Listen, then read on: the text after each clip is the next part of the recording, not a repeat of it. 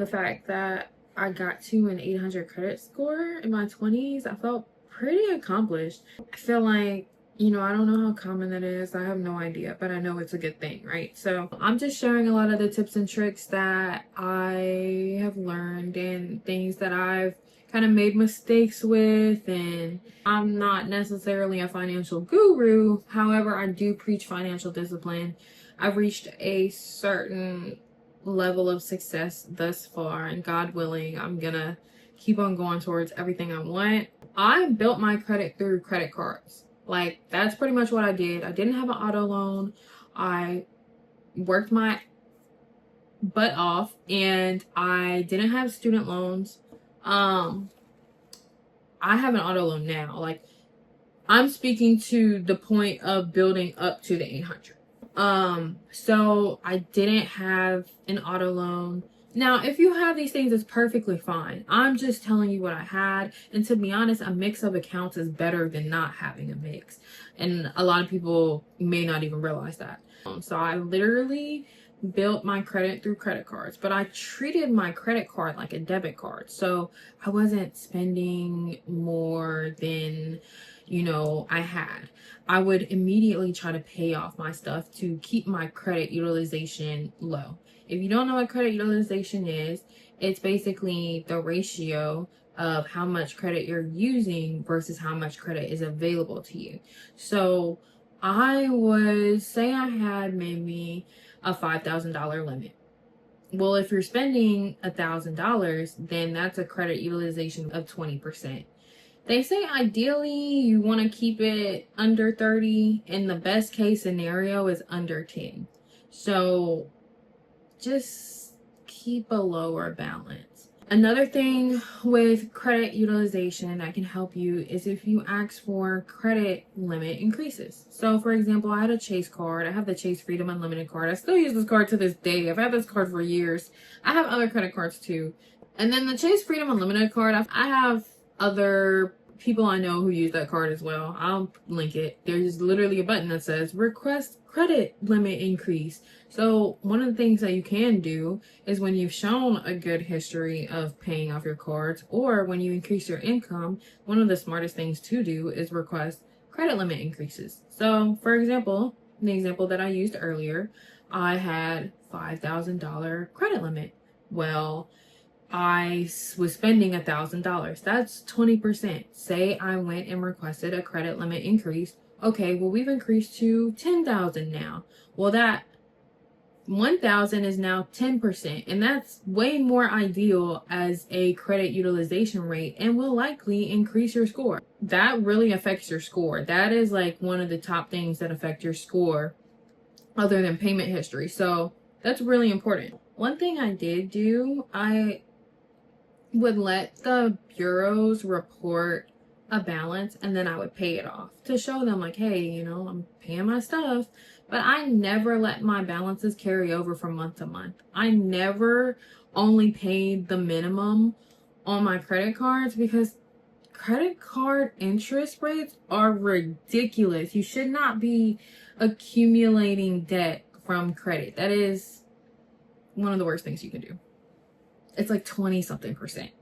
So I did make the mistake of one day letting an old account that I wasn't using close, and that dropped my score pretty significantly.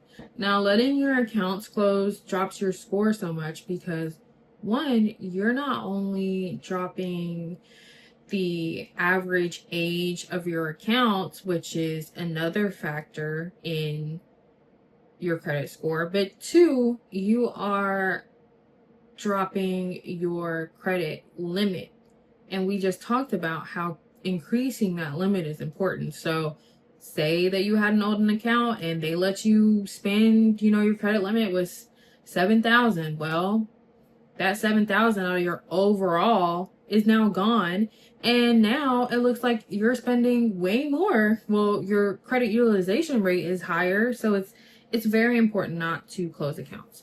Like, I had an account that literally closed because I just wasn't spending. And so now I kind of make sure that I'm using all of my cards, or at least just do a purchase every now and then. Like, put a subscription on something. If you have, I don't know, Apple Music, and put that on a certain card. Or if you have Hulu or Netflix, like put that on a card that you don't use, just so and make sure you pay it, but just so you don't lose an account. Really important. I have closed accounts before. Not fun. Credit drop. Another thing, like, don't be late. Just don't be late. Don't make late payments. I don't care what it's towards. I don't care if it's student loans. I don't care if it's a car. I don't care if it's credit card. Whatever it is, pay your stuff on time. That's the most important thing. Keep in mind, if you're applying for a credit card here and a credit card there, well, not only is that going to drop the average age of all of your accounts, but you're going to get hard inquiries, which is what we're going to talk about next. But you don't want to introduce too many new accounts at once. You're going to drop the average age of all your new accounts. And while this isn't the biggest thing, the top two things you really need to be worried about are like making your payments on time and credit utilization. But your length of your credit history matters as well. So hard inquiries, this is something that falls off of your credit after a while. So say you applied for a credit card, a mortgage, a car. After about a year, they say that it stops affecting your credit. And to be honest, after I think a couple years or even more, it drops off of your credit completely. Hard inquiries are just what they are. They're to show other lenders, how much credit you've been applying for. Like, a lot of people seem to really, really pay attention to this one, but honestly, overall percentages, like I said, paying on time, credit utilization counts more. Be particular with what you're applying for. Don't go crazy. Don't sit there and apply for literally everything. Just be specific. And the other thing is credit mix. It is good to have a mix of credit types. Mortgage, credit cards, auto loans. Like, I think all of this comes very naturally. That's why I didn't stress about it. And I mean, eventually you're gonna be borrowing some money. So don't sit there and just go apply for anything just because you want a credit mix. But just know that that is a factor. So yeah, these are all the things I've learned about credit. I've gotten to an 800 credit score, like, officially. When I went and applied for a mortgage last year, I found out that I was over an 800, and I saw that on Credit Karma. I will say, like, Credit Karma is kind of hit or miss when you're officially checking credit. It gives you a ballpark, I'd say plus or minus 20, but on Credit Karma, I was like above 800, like probably by like 8. I can't even remember, like 8.